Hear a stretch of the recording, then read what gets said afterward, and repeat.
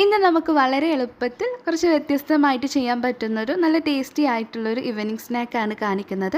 റവ വെച്ചിട്ടാണ് ഞാനിത് ഉണ്ടാക്കിയിട്ടുള്ളത്. വളരെ ടേസ്റ്റിയാണ്. അപ്പോൾ എങ്ങനെയാണ് നമുക്കിത് ഉണ്ടാക്കുന്നതെന്ന് നോക്കാം. ഇതിനായിട്ട് ഞാനിവിടെ 1 കപ്പ് റവ എടുത്തിട്ടുണ്ട്. വറുത്തതോ വറുക്കാത്ത റവ എടുക്കാം, അതിനൊന്നും പ്രശ്നമില്ല. അതൊരു ബൗളിലേക്ക് അങ്ങ് ഇട്ട് കൊടുക്കുന്നുണ്ട്.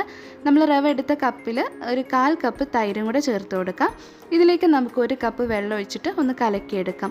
വെള്ളം ഞാനിതിലേക്ക് 1 കപ്പ് വെള്ളത്തിന് പുറമെ ഒരു 1/4 കപ്പ് വെള്ളം കൂടി ഒഴിച്ചു കൊടുക്കുന്നുണ്ട് കേട്ടോ. അപ്പോൾ അത് നോക്കിയിട്ട് നിങ്ങളൊന്ന് ഒഴിച്ചു കൊടുക്കുക. നന്നായിട്ടൊന്ന് ഇളക്കിയിട്ട് എടുക്കുക. അതിനുശേഷം നമുക്കിതൊരു 10-15 മിനിറ്റ് ഇതൊന്ന് റെസ്റ്റ് ചെയ്യാനായിട്ട് വെക്കണം. അതിനുശേഷമാണ് നമ്മളിത് തയ്യാറാക്കുന്നത്. അപ്പോൾ അതിന് മുമ്പായിട്ട് നമുക്കിതിന് ഉള്ളിലേക്ക് വേണ്ട സ്റ്റഫിങ് തയ്യാറാക്കിയെടുക്കാം. പാന് ചൂടായിട്ട് അതിലേക്ക് ആവശ്യത്തിനുള്ള വെളിച്ചെണ്ണ ചേർത്ത് കൊടുത്തിട്ടുണ്ട്. പിന്നെ ഒരു വെല്ലുള്ളി ഇതുപോലെ ചെറുതായി കൊത്തിയരിഞ്ഞത് ഇട്ട് കൊടുക്കുന്നുണ്ട്. അതൊന്ന് ഏകദേശം ഒന്ന് വഴറ്റിയെടുത്തതിന് ശേഷം ഇതിലേക്ക് കുറച്ച് കറിവേപ്പില ഇതുപോലെ ചെറുതായി കട്ട് ചെയ്തത് ഇട്ട് കൊടുക്കുന്നുണ്ട്. പിന്നെ ഇഞ്ചി വെളുത്തുള്ളി ഒന്ന് ചതച്ചെടുത്തതാണ്, അത് 1 ടീസ്പൂൺ ഉണ്ട്. അത് ഇതിലേക്ക് അങ്ങ് ഇട്ട് കൊടുക്കാം. എല്ലാം കൂടെ നന്നായിട്ട് ഒന്ന് വഴറ്റിയെടുക്കണം. എന്നിട്ട് ഇതിലേക്ക് നമുക്ക് കുറച്ച് പൊടികളൊക്കെ ഒന്ന് ചേർത്ത് കൊടുക്കണം. 1/2 ടീസ്പൂൺ മഞ്ഞൾപ്പൊടിയും 1/4 ടീസ്പൂൺ മുളക് പൊടിയും ആവശ്യത്തിന് കുരുമുളക് പൊടിയും ചേർത്ത് കൊടുക്കുന്നുണ്ട്. എന്നിട്ട് എല്ലാം കൂടെ നന്നായിട്ട് അങ്ങ് മിക്സ് ചെയ്തിട്ട് എടുക്കുക. ഒട്ടും നമ്മൾ ഇതിലേക്ക് ഉപ്പ് ഇട്ടിട്ടില്ല കേട്ടോ. അപ്പോൾ ആവശ്യത്തിനുള്ള ഉപ്പ് ഇനി ഇതിലേക്ക് അങ്ങ് ഇട്ട് കൊടുക്കാം. എന്നിട്ട് ഇളക്കിയെടുക്കുക. ഇതിലേക്ക് ഇനി നമ്മൾ ചേർക്കാൻ പോകുന്നത് 2 ഉരുളക്കിഴങ്ങ് നന്നായിട്ട് പുഴുങ്ങിയിട്ട് ഇതുപോലെ ഇങ്ങനെ ഉടച്ചു കൊടുത്തിട്ടുണ്ട്. ഇത് നമുക്കിതിലേക്ക് അങ്ങ് ഇട്ട് കൊടുക്കാം. അതിട്ട് കൊടുത്തതിന് ശേഷം എല്ലാം കൂടെ ഒന്ന് ഇളക്കിയെടുത്താൽ മാത്രം മതിയാവും കേട്ടോ.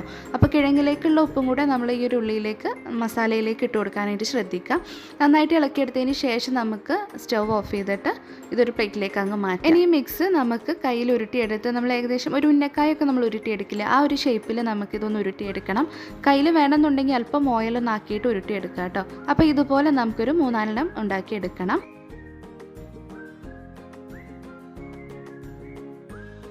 പിന്നെ നമുക്കിത് ഉണ്ടാക്കിയെടുക്കാൻ വേണ്ടിയിട്ട് ഇതുപോലത്തെ ഗ്ലാസ്, സ്റ്റീലിൻ്റെ ഗ്ലാസ് എല്ലാവരും വീട്ടിലുണ്ടാവുമല്ലോ. അപ്പോൾ ഇതുപോലത്തെ ഗ്ലാസ് ഞാൻ എടുത്തിട്ടുണ്ട്. ഇതിലേക്ക് അല്പം വെളിച്ചെണ്ണ ഒന്ന് ബ്രഷ് ചെയ്ത് കൊടുക്കാം. 15 മിനിറ്റ് നമ്മൾ റെസ്റ്റ് ചെയ്യാൻ വെച്ചിട്ടുള്ള റവയാണ്. കണ്ട ഈ ഒരു പരുവത്തിലായിരിക്കും നമുക്ക് കിട്ടുന്നത്. ഇനി ഇതെന്താ ചെയ്യേണ്ടതെന്ന് വെച്ചാൽ മിക്സിൻ്റെ ജാർ എടുത്ത് അതിലേക്ക് ഇട്ടിട്ട് നന്നായിട്ടൊന്ന് അടിച്ചെടുക്കുക. ഇതുപോലെ നന്നായിട്ട് അടിച്ചെടുത്താൽ കണ്ടോ നല്ലൊരു മാവ് പോലെ കിട്ടും. ഒട്ടും ആ ഒരു റവൻ്റെ തരിതരിപ്പ് ഒന്നും കാണില്ല. ഇതുപോലെ നല്ല അടിപൊളിയായിട്ട് കിട്ടുന്നതായിരിക്കും. ഇതിലേക്ക് ആവശ്യത്തിനുള്ള ഉപ്പും ഒരു നുള്ള് സോഡാപ്പൊടിയും കൂടെ ചേർത്ത് കൊടുത്തിട്ട് നന്നായിട്ട് അങ്ങ് മിക്സ് ചെയ്തിട്ട് എടുക്കുകയാണ് വേണ്ടത്. ഈ ഒരു പരുവത്തിലായിരിക്കണം കേട്ടോ മാവ് ഇരിക്കേണ്ടത്. ഇനി നമ്മൾ നേരത്തെ ഓയിലൊക്കെ ബ്രഷ് ചെയ്ത് വെച്ചിട്ടുള്ള ഗ്ലാസ് എടുത്ത് അതിലേക്ക് നമുക്കൊരു 2-3 തവി മാവ് ആദ്യം ഒഴിച്ചു കൊടുക്കാം.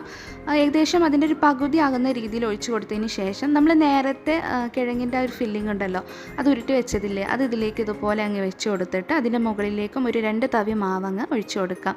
അപ്പോൾ ഇതുപോലെ എല്ലാ ഗ്ലാസ്സിലേക്കും നമുക്ക് നിറച്ച് കൊടുക്കണം.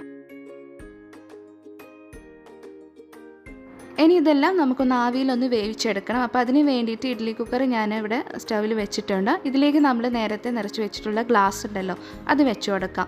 അത് വെച്ചെടുത്തതിന് ശേഷം അടച്ച് വെച്ചിട്ട് നമുക്കിതൊരു 20 മിനിറ്റ് ഒരു മീഡിയം ഫ്ലെയിമിൽ ഇട്ടിട്ട് ഇതൊന്ന് വേവിച്ചെടുക്കണം. 20 മിനിറ്റിന് നമുക്കിത് തുറന്ന് നോക്കിയിട്ട് എടുക്കാവുന്നതാണ്. ഇതിപ്പോൾ ഇവിടെ 20 മിനിറ്റ് ആയിട്ടുണ്ട്. നമുക്കിതൊന്ന് തുറന്ന് നോക്കാം. അപ്പോൾ എല്ലാതും ഇവിടെ അടിപൊളിയായിട്ട് വെന്തിട്ടുണ്ട്. ഇത് വെന്ത് കഴിഞ്ഞാലും ഇതിൻ്റെ മുകൾ ഭാഗം ഒന്ന് നനവ് പോലെ തോന്നും.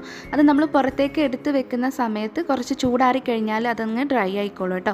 അല്പം ചൂടാറിക്കഴിഞ്ഞാൽ നമുക്കിത് കത്തി വെച്ചിട്ടോ സ്പൂൺ വെച്ചിട്ടോ ഒന്ന് പിടിപ്പിച്ച് കൊടുത്തിട്ട് ഗ്ലാസിൻ്റെ ബാക്കിലൊന്ന് 2-3 തട്ടൊന്ന് തട്ടി കൊടുത്താൽ മതിയും. പെട്ടെന്ന് തന്നെ നമുക്ക് ആ ഗ്ലാസ്സിന് അതങ്ങ് കിട്ടിക്കോളും. കണ്ടോ നല്ല അടിപൊളിയായിട്ട് ആ ഒരു ഗ്ലാസിൻ്റെ ഷേപ്പിൽ ഒന്നും പൊട്ടിപ്പോകാതെ അടിപൊളിയായിട്ട് കിട്ടിയിട്ടുണ്ട്. അപ്പോൾ ഇതുപോലെയാണ് നമുക്ക് എല്ലാതും അങ്ങനെ ഉണ്ടാക്കിയെടുക്കേണ്ടത്. ഇത് നമുക്ക് വേണമെന്നുണ്ടെങ്കിൽ ഇതുപോലെ തന്നെ കട്ട് ചെയ്തിട്ട് കഴിക്കാവുന്നതാണ്. പക്ഷേ ഞാനൊരു കാര്യം ചെയ്യുന്നുണ്ട്, നമുക്കതുപോലെ കഴിക്കുകയാണെങ്കിൽ നല്ല ടേസ്റ്റി ആയിട്ട് നമുക്കിത് കഴിക്കാവുന്നതാണ്. അപ്പോൾ അതിന് വേണ്ടിയിട്ട് ഞാനൊരു പാൻ എടുത്തിട്ട് അതിലേക്ക് കുറച്ച് വെളിച്ചെണ്ണ ഒന്ന് ഒഴിച്ചു കൊടുക്കുന്നുണ്ട്. ഇതിലേക്ക് കുറച്ച് കറിവേപ്പിലയും കൂടെ ഇട്ട് കൊടുക്കാം. പിന്നെ ഇതിലേക്ക് 1/4 ടീസ്പൂൺ മഞ്ഞൾപ്പൊടിയും 1/2 ടീസ്പൂൺ മുളക് പൊടിയും ചേർത്ത് കൊടുത്തിട്ട് നന്നായിട്ടൊന്ന് ഇളക്കിയെടുക്കുക. തീ പറ്റ കുറച്ച് വെക്കുക കേട്ടോ. നന്നായിട്ട് ഇളക്കിയെടുത്തതിന് ശേഷം നമ്മൾ നേരത്തെ വേവിച്ച് വെച്ചിട്ടുള്ള ഈ ഒരു സ്നാക്ക് ഇതിലേക്ക് അങ്ങ് വെച്ച് കൊടുത്തിട്ട് ജസ്റ്റ് അതിൻ്റെ എല്ലാ ഭാഗത്തേക്കും ഒന്ന് ചൂടാക്കി എടുക്കുക. അങ്ങനെയാണെന്നുണ്ടെങ്കിൽ നമുക്ക് കുറച്ച് അതിൻ്റെ ഒരു പുറം ഭാഗം കുറച്ച് എരിവിൽ ഇങ്ങനെ കഴിക്കുമ്പോൾ നല്ല ടേസ്റ്റ് അല്ലേ. അപ്പോൾ അതിന് വേണ്ടിയിട്ടാണ് എല്ലാ ഭാഗത്തേക്കും ആവുന്ന രീതിയിൽ ഇതുപോലെ തിരിച്ചും മറിച്ചും അങ്ങ് ഇട്ട് കൊടുത്തിട്ട് നമുക്ക് എടുക്കാവുന്നതാണ്.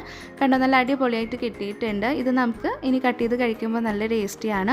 വേണമെന്നുണ്ടെങ്കിൽ നമ്മൾ നേരത്തെ ചെയ്ത പോലെ തന്നെ എടുത്ത് കട്ട് ചെയ്ത് കഴിക്കാവുന്നതാണ്. അപ്പോൾ ഒന്ന് ട്രൈ ചെയ്ത് നോക്കുക. പുതുമയാർന്നിട്ടുള്ളൊരു ഈവനിങ് സ്നാക്കാണ്.